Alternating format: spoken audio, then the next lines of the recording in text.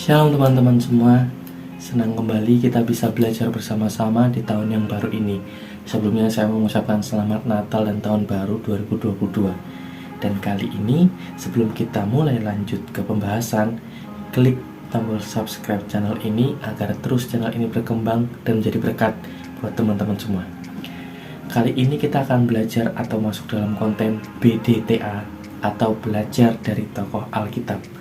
Dan tokoh Alkitab yang akan kita pelajari kali ini adalah Kain. Di BDTA sebelumnya kita sama-sama belajar dari tokoh Habel, yaitu adiknya Kain. Dan kita semua tahu bahwa Kain ini memiliki sifat atau karakter yang kurang baik. Lalu, apa yang bisa kita pelajari dari Kain? Tentu ada teman-teman, Alkitab kita itu menuliskan setiap tokohnya itu dengan jujur. Sekalipun tokohnya kurang baik, dia tetap menuliskannya dengan jujur. Untuk tujuannya adalah supaya kita tidak ikut-ikutan jatuh sama seperti tokoh yang buruk tersebut. Dan kali ini kita akan belajar dari Kain. Kisah ini bermula saat Kain dan Habel sama-sama memberikan persembahan kepada Tuhan, tetapi yang diterima hanya persembahannya Habel. Dan di video sebelumnya BDTA Habel, kita bisa tahu kenapa hanya persembahan Habel yang diterima, sedangkan Kain tidak. Yuk teman-teman, sebelum kita memulai, kita buka dalam Kejadian 4 ayat yang ke-5 sampai yang ke-7. Begini firman Tuhan, Kejadian 4 ayat 5 sampai 7. Tetapi Kain dan korban persembahannya tidak diindahkannya. Lalu hati Kain menjadi sangat panas dan mukanya muram. Firman Tuhan kepada Kain, mengapa hatimu panas dan mukamu muram? Apakah mukamu tidak akan berseri jika engkau berbuat baik?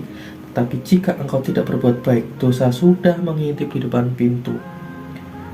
Ia sangat menggoda engkau, tetapi engkau harus berpuasa atasnya. Kita bisa melihat ketika persembahannya Kain ini tidak diterima oleh Tuhan, Kain itu tahu, dan respon yang dia tunjukkan atau yang dia tampilkan atau yang dimunculkan itu marah. Saat dia tahu persembahannya tidak diterima oleh Tuhan, dia marah. Dikatakan mukanya sampai muram, hatinya itu sangat panas. Dan ini yang menariknya teman-teman, Tuhan itu tahu apa yang terjadi kepada Kain. Tuhan itu tahu isi hatinya Kain.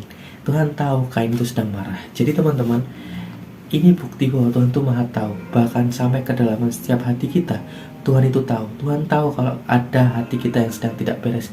Tuhan itu tahu. Dan Tuhan pada waktu Kain marah, Tuhan itu tahu dan sudah memperingatkan kepada Kain untuk tidak salah langkah. Ketika hatinya marah, ketika hatinya panas, untuk tidak salah arah. Dan ini yang akan kita pelajari, yaitu pengendalian diri itu sangat penting.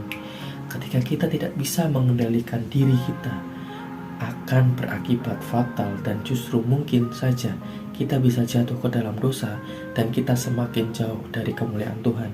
Jadi pentingnya kita bisa mengendalikan diri adalah supaya kita tidak melakukan tindakan yang salah. Ketika kita tidak bisa mengontrol emosi kita, ketika kita tidak bisa mengontrol hawa nafsu kita, ketika kita tidak bisa mengontrol emosi amarah kita, biasanya kita akan sangat gampang sekali kecenderungan kita untuk jatuh ke dalam dosa. Makanya Tuhan sudah peringatkan kepada Kain, dosa sudah mengintip dan menggoda engkau.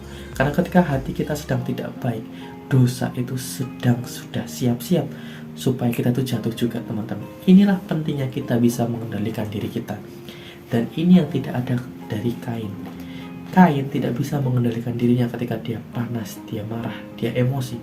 Dia langsung membunuh Habel. Ini yang menjadi sangat bahaya ketika kita tidak bisa mengendalikan diri kita. Mungkin pun kita pada saat ini pun sama seperti Kain. Kenapa sih doaku tidak diterima oleh Tuhan? Kenapa sih apa yang kulakukan tidak diberkenan oleh Tuhan? Justru pada waktu itu respon kita, jangan seperti Kain. Jangan kita malah marah atau kita malah berbuat dosa. Kita akan semakin jauh dari kemuliaan Tuhan. Tapi hendaklah kita mengintrospeksi, kenapa ini terjadi? Atau memang ini menjadi proses dari Tuhan untuk hidup kita, supaya kita terus mengandalkan dan berharap kepada Tuhan. Jadi teman-teman, pengendalian itu sangat penting. Jangan sampai karena kita tidak mampu mengendalikan diri kita, kita jatuh dalam dosa. Kita harus jauh dari kemuliaan Tuhan. Bahkan kalau teman-teman teliti di ayat-ayat selanjutnya, di Di ayat 13, katakan kepada Tuhan, hukumanku itu lebih besar daripada yang dapat ku tanggung. Dia diusir oleh Tuhan, dia semakin jauh dari Tuhan. Bahkan si Kain ini berkata, hukumanku ini terlalu tinggi, aku tidak dapat menanggung. Karena dia tidak dapat mengendalikan dirinya, dia kalah dengan hawa nafsunya, dia kalah dengan emosinya.